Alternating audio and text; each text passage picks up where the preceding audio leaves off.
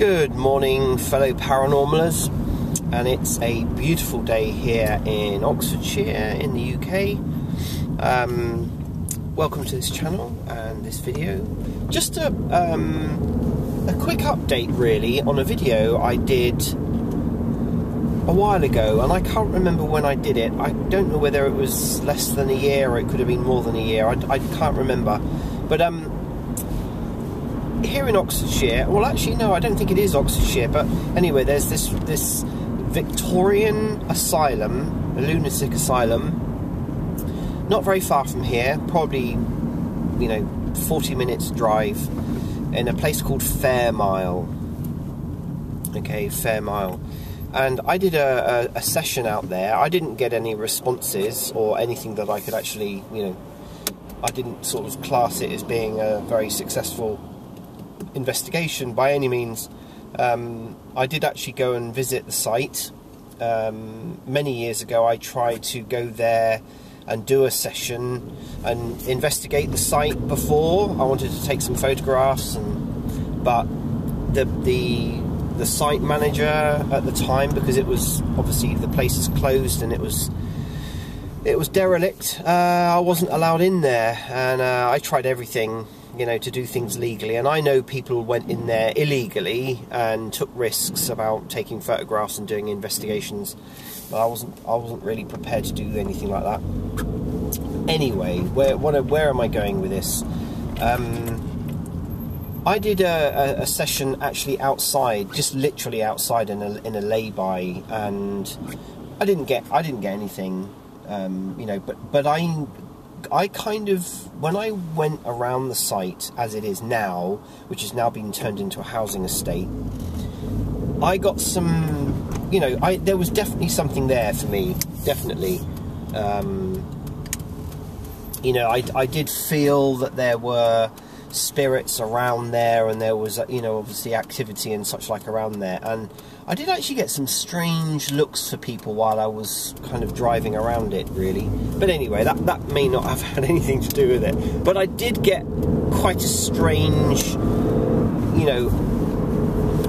feeling there anyway. I just knew that there was activity, and I knew that there would be, not just because it's a Victorian asylum, but after all that kind of demolition work and rework and everything that was going on,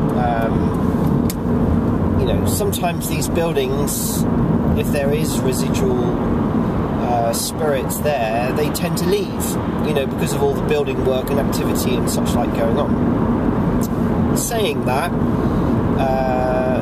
I think a lot of these spirits or energies, entities, whatever you want to call them, I believe that they return there. It could be that they leave, but they also return. So anyway, guess what?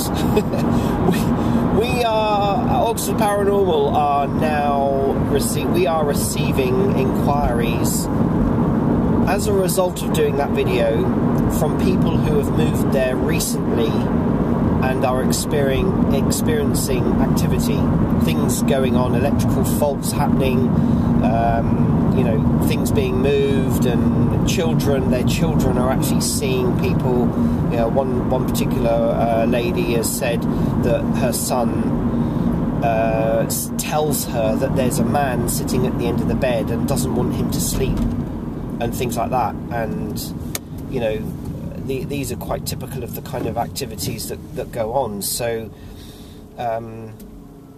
I had interestingly enough, I had a couple of people who said, "Oh yeah, we live at Fairmile and we've got an apartment and we don't get anything, and I can't imagine that we would." And I'm thinking, just give it a bit of time. And apparently now it's the activity is beginning to increase. So much so that we're now getting we've had another inquiry from the same site, and so it is quite interesting how these things pan out. I thought it's a little bit funny when people say, they mentioned on my video, "Oh, I don't get anything," and blah blah blah blah, and then all of a sudden there's people reporting that they're having experiences and activity which they don't particularly like. So Anyway, the upshot is always keep an open mind, and you just, you know, we deal with these things with professionalism. You help, you know, I mean, because very often when we get these emails from people, they're a bit apprehensive. A lot of the time people are kind of in denial about, you know, that they don't believe that these things can happen to them. And so sometimes they can be quite intimidated by contacting somebody and talking about something which, you know, may or may not be that they think may be happening to them. And it's all about tact, it's about empathy, and, you know, understanding and helping people to realise that no, they're not going mad, that these things are happening, you know, and that we can help them out. We can help them out. So the upshot is, we've got so far 2 families that we're going to go to try and we will do our initial investigations. And again, with these things, it can be done either very quickly or it can take time.